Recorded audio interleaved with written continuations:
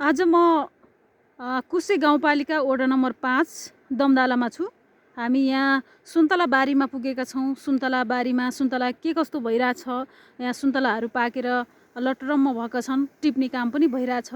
हामी यहाँका किसानहरूसँग के कस्तो भइरहेछ, आम्दानी के छ, सुन्तलाको अवस्था के छ भनेर हामी कुराकानी गर्नेछौँ। के छ हजुरको नाम, आफ्नो परिचयबाट सुरु गर्नुहोस्। मेरो नाम टेकबहादुर खड्का। हजुर। अनि खड्का कुसे 5 दमदाला। हजुर, यो सुन्तलाहरू लाउनु भएको रहेछ, यो फरक जातको सुन्तला भन्ने सुने मैले, के हो यो भेराइटी भन्ने छ। यो राष्ट्रिय कृषि आधुनिकीकरण परियोजनाले यो काठमाडौँ कीर्तिपुरबाट ल्याएको हो यो बिरुवा। हजुर, यो भेराइटी भन्ने छ। अब अस्ति आउँदाखेरि यो नै भेराइटी नै जात हो भन्ने भयो। हजुर। अनि यो भेराइटी नै र अरू स्थानीय पनि छ। हजुर, 3 थरीको छ बिरुवा। हजुरले लाउनु भएको छ, यो पनि लाउनु भएको छ, 3 थरीका बिरुवा लाउनु भएको छ आफूले। हजुर। ए, अनि के कस्तो हुँदो रहेछ त यो बिरुवा, फरक फरक कसरी फल्दो रहेछ, अनि आम्दानी के हुँदो रहेछ, यिनीहरूलाई सबैलाई दुःख उत्तिकै हुँदो रहेछ कि फरक फरक छ कि के कस्तो छ? अब यो रोग नभएको भए त यो दुःख अब यसले धेरै दिन्छ। यो खाद्य बालीभन्दा त धेरै लगभग 4 गुणा माथि आय स्रोत दिन्छ। हजुर। अनि खाद्य बालीमा 1000 हुनेमा यसको 10,000 आम्दानी हुन्छ। ए, अनि यसको अब यस भेराइटीको भने अलि यसको आयु छोटो रहेछ। अनि स्थानीयको धेरै लामो छ। स्थानीय अलि धेरै फल्ने भयो, अनि यसको चाहिँ अलि छोटो समय आयो, कम रहेछ। यसको आयु कम रहेछ। ए, अनि मिठोमा सुन्तला स्वादिलो कुन छ, के छ? अब हामीले अस्ति राष्ट्रिय कृषि आधुनिकीकरण परियोजनाबाट आउनु भएको थियो। यो टेस्ट गर्नुभयो र यसमा बढी देख्नुभयो स्वादिलो। ए, यसमा स्वादिलो अझै बढी अर्को सुन्तला स्थानीयभन्दा यो बढी यसमा देख्नुभयो। हजुर। यो सुन्तला लागु हजुरले कति समय भयो त? यो मेरो लागु 6 वर्ष भयो। 6 वर्ष भयो। 6 वर्षमा हजुरको आम्दानी के कस्तो भइरहेछ? अहिले यो वर्षमा कसरी? यो अहिले 13 वर्ष भयो। हजुर। पहिले वर्षमा ठ्याक्कै मेरो उति भएको थियो। कति बिरुवा छन् मात्रै 70-75 बाट टोटल बिरुवा छान्नुसहित त 100 छ। 100 क्रस छ। फलेको त्यतिखेर पहिले थिएन, त्यस 5-6 वटा मात्रै बिरुवा थियो। त्यतिखेर 3 कुन्टल कति भएको थियो। हजुर। अनि पोहोर साल बढेर 6 कुन्टल भयो। अहिले पनि बढ्दो क्रममा छ। अहिले 8-10 कुन्टलमा होला। अब वृद्धि क्रममै छ। बेच्दाखेरि बुटोमा केजीको कसरी दिनुहुन्छ? अब गत सालको अब 60 रुपियाँ केजीले खरिद गरिरहेको थिएँ। अब अहिले 80 छ।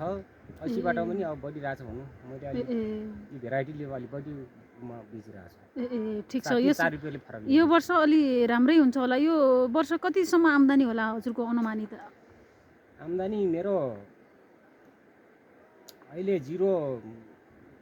अहिले दोस्रो वर्ष अर्को बगैँचामा नि अहिले 0 हो। त्यहाँ निस्क्यो लगभग 40,000 जति।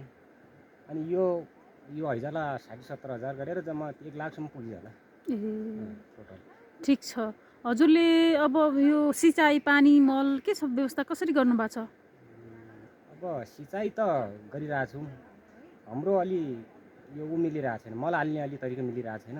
र गत साल यो पाठशाला चल्दाखेरि अलि त्यहाँबाट अलि केही फरक पनि आइरहेछ। हाम्रो यो पाठशाला चलिरहेको थियो कृषि ऊबाट, कृषि कार्यालयबाट। हजुर। अनि त्योबाट अलिक फरक आउनु हुँदैछ। अझै पनि अब सर गरौँला भन्ने अपेक्षा गर्नुभएको छ यसबाट पनि। हजुर। र अलि यो बोट बिरुवाहरूलाई बनाउनलाई कति समस्या, कतिको दुःख हुँदो रहेछ? दुःख छ यसमा। अब कटाइ गर्नु पर्यो यसमा। अब चुना निलथोपा गर्नु पर्यो, स्प्रे गर्नु पर्यो। यो माथि अब स्प्रे गर्नु छ, बाँकी धेरै छ यसमा। दुःख त छ। दुःख धेरै छ। अनि यो फलेर पनि टिप्नु पर्यो, टिपेर पनि अब लिनलाई के कस्तो छ, कहाँसम्म पुर्याउनु पर्छ, गाडी के कस्तो हुन्छ, लिन आउँछन् कि?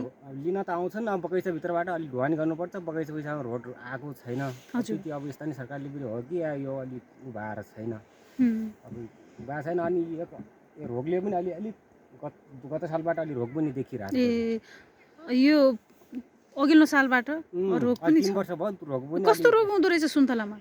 यसमा अब पिसिआर गर्दा कसैले अब उनीले यो राष्ट्रिय कृषि परियोजना आधुनिकीकरणले के अरे यो ग्रिन रोग पनि आयो, कसैबाट पोजिटिभ आयो भन्ने छ। हजुर। कसैमा नेगेटिभ आयो भन्ने छ। यसको पनि अब अलिक केही परीक्षण अझै पनि गरौँला भन्ने अब आशा दिनुभएको छ। अब के गर्नुहुन्छ? ल हस् धन्यवाद हजुरलाई। अनि एउटा उ गर्न पाए भन्ने यो सरकारले एउटा स्टोरको व्यवस्था गरिदिए भए अलिक राम्रो हुने थियो। ए सुन्तला हजुर हजुर अब हुनु त हुन्छ, अब बिक्री अब बोर्डमै हुन्छ, यहाँ 1 महिनादेखि पढी राख्ने स्टोर गरिदिएको भए राम्रो बजारीकरण गर्नु सजिलो हुन्थ्यो। हजुर अहिले भण्डारको यहाँ कमजोरी छ।